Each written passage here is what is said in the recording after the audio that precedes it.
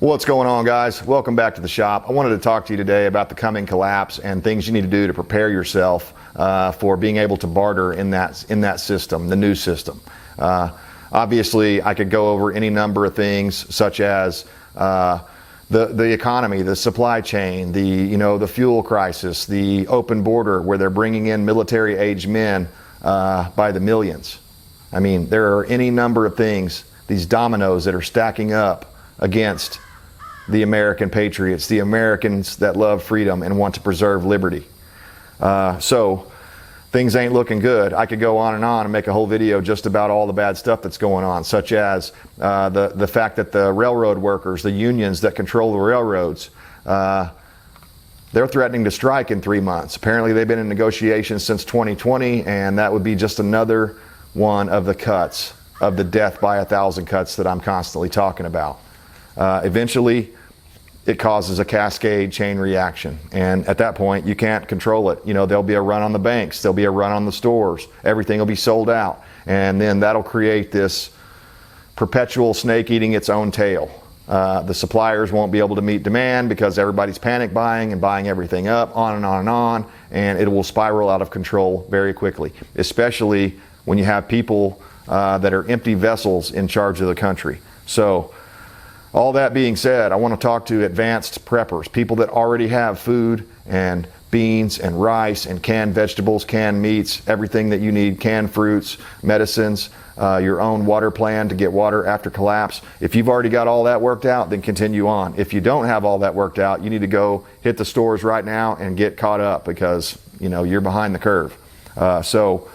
Nothing against you if you're just getting started. That's not to deter you from going out and prepping, but it's going to be much harder for you now. We tried to warn you months and months and months and years ago to start prepping up for harder times, and many people couldn't see the signs. So again, I don't hold that against you. If you're new to the channel, new to prepping, go ahead and watch the video. You might learn something here. You might be able to pick some of this stuff up on sale at the store when you're out there, but please concentrate on food and water and medical supplies, things like that to keep you alive. That's the most important thing right now.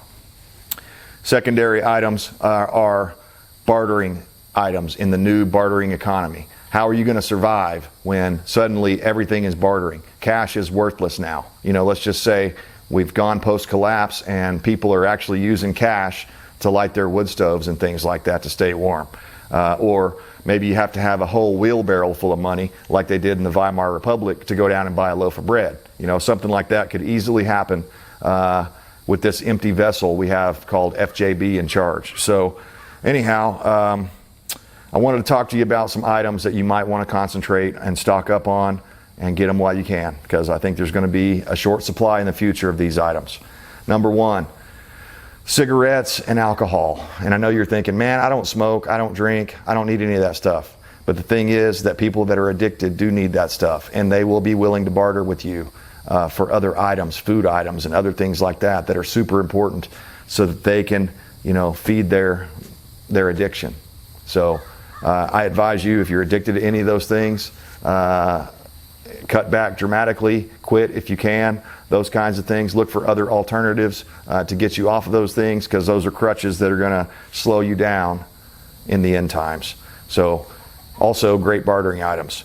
Number two, tampons and maxi pads and other feminine hygiene products. But we've talked a little bit before briefly about you know, there's like 101 things you can do with tampons, like filtering water, starting fires, just so many things. I can't think of any other right off the top of my head, but there's tons and tons of things you can do. And also, women will really need those post-collapse, and it's something they're not thinking about. A lot of people aren't thinking about that. So, and back to cigs for just a second. The reason cigs is on the list is I started thinking, what is the number one trading bartering item in prison?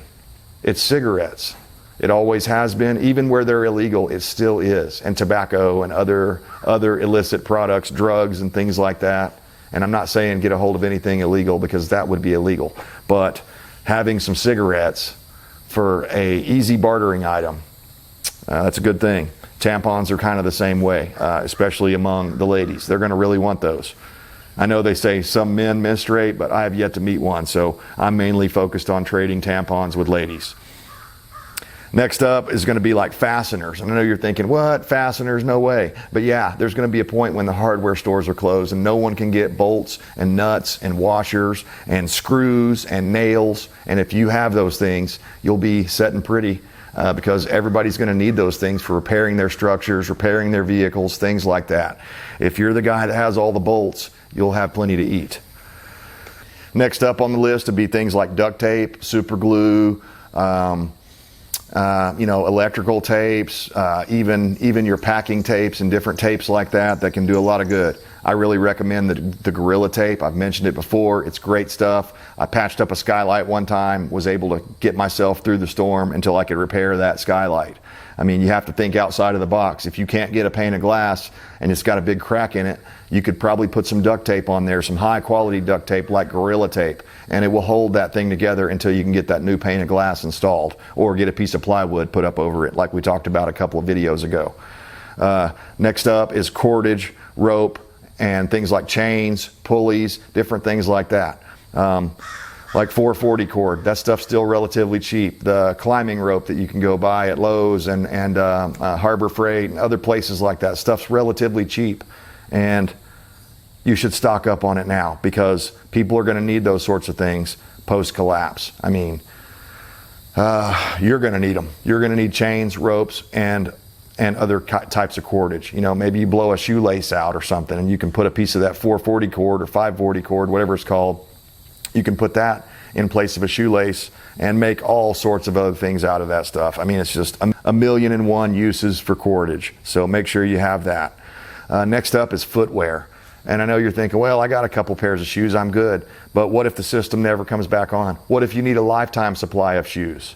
How are you going to deal with that? Do you have enough shoes? And even shoes that aren't in your size, you could buy those shoes like at Goodwill or something for real cheap, or when you see them on sale at Walmart or whatever, and save those shoes for someone else that might need them in the future. They always say refugees, the first thing they need is shoes and socks and footwear and things like that. So those items don't take up a whole lot of space. You don't have to keep them in climate controlled environments. You could put them in a box or a shelf up in your shop somewhere and maybe you'll never need them, but if you do, you'll have those as a bartering item. And also think about shoes for kids.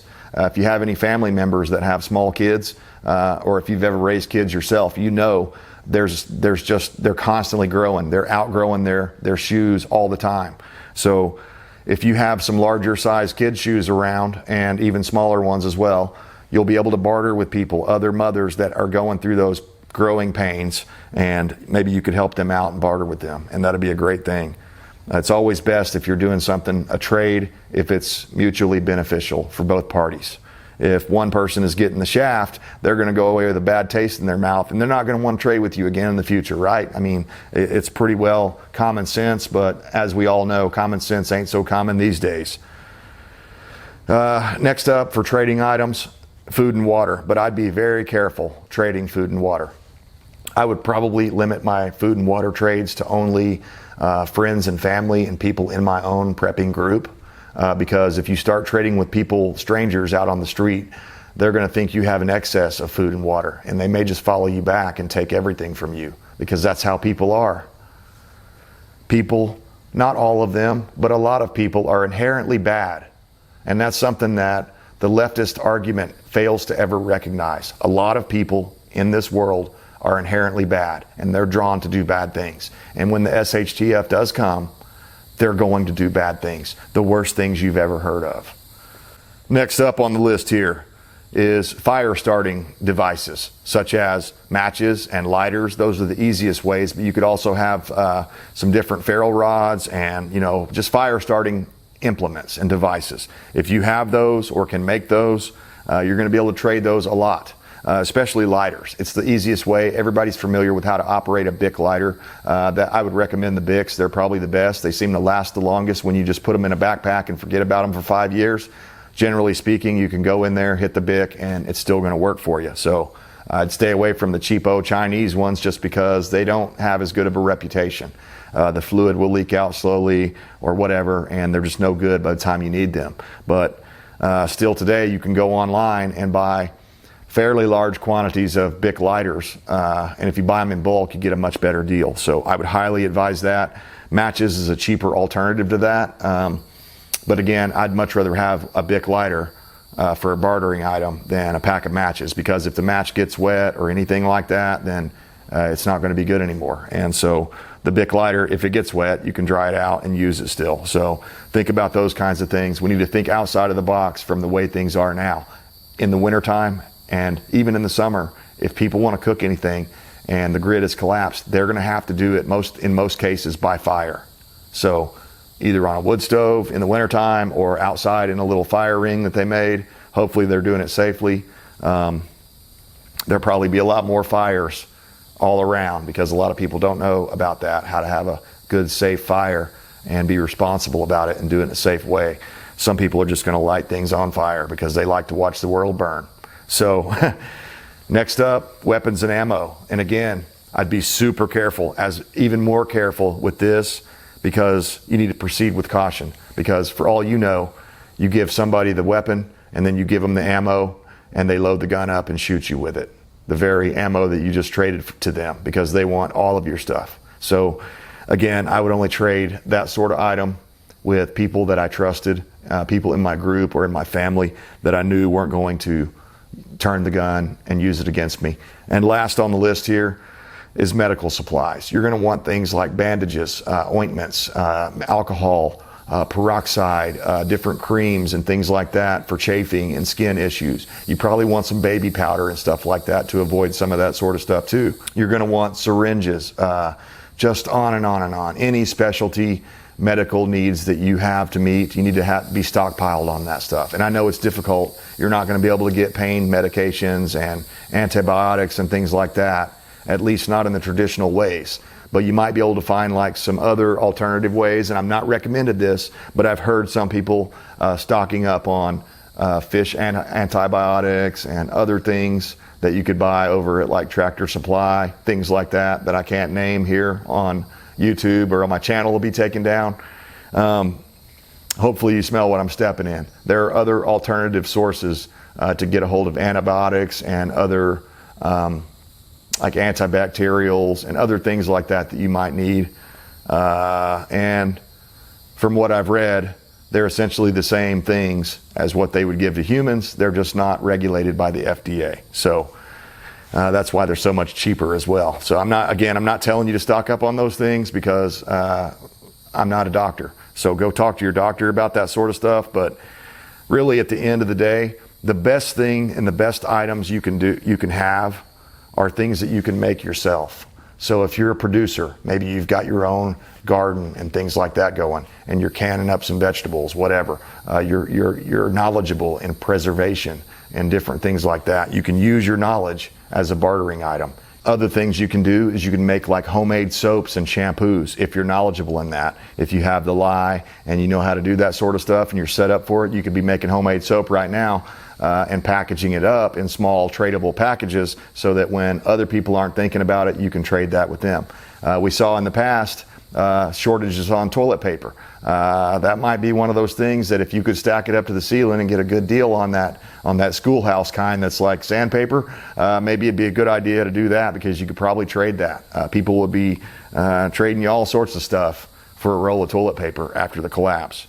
Other things you can do is make your own vodka, make whiskey, make shine, whatever, make wine, other things like that, make apple cider, hard cider, things like that you'll be able to trade and use, not only for it, like in vodka, you can use that for washing out wounds in place of alcohol. It's probably not as good as rubbing alcohol, but if you're set up with a still, you could distill it as many times as you want. I believe it was in Roman times, they discovered that if you let wine set too long, don't quote me on this, do your own research, but there's a way to make vinegar out of wine. So if you needed to make vinegar, you could do that sort of thing. Small engine repair, other handyman type skills. I mean, do you know how to patch a roof up in a bad situation? If somebody needs to pay you in canned foods to come over and patch their roof up, are you equipped to do that? Do you have all the roofing nails and supplies and accoutrements that you would need for that? Having big pieces of plywood and stuff like I talked about before. If your neighbor didn't think of that, they're going to pay you a premium in canned foods and other foods, dried foods, things like that. to get that plywood to cover their broken windows up. So hopefully I've inspired you guys with some of these ideas. You basically need to be a Jack or a Jill of all trades. You need to know as much as you possibly can. Your knowledge is the key to thriving post-collapse. When I read back through the history books and I read about the times in the Great Depression, not everybody had such a hard time. Some people actually thrived during the Great Depression. Who were those people? They were the homesteader preppers that were already set up. They didn't call them homesteaders back then. It just was like a normal farmer. You know, he was set up to basically run his own family farm. Did a little bit of trading when the harvest was bountiful. When the harvest was low, he just kept everything to himself. And that's how you should operate in this new world we're fixing to be facing. So guys, I appreciate you tuning in. Let me know down in the comments, are there anything else, any other items that you can think of that would make great bartering items that are small, fairly low investment to get invested in? You know, people that are getting started can start piling up on these things, and that will give them a leg up in the future. At least that's what we all hope for. No one can see the future. I mean, it could all end in civil war, or maybe, you know, worst case scenario, nuclear war. If that's the case, well, none of this stuff's going to matter. You'll just be bending over and kissing your ass goodbye before the big mushroom cloud hits, I guess. Otherwise, keep on prepping, guys. Things are going to get a lot worse before they get better. Long live the Constitution. I stand for liberty. I hope you do too.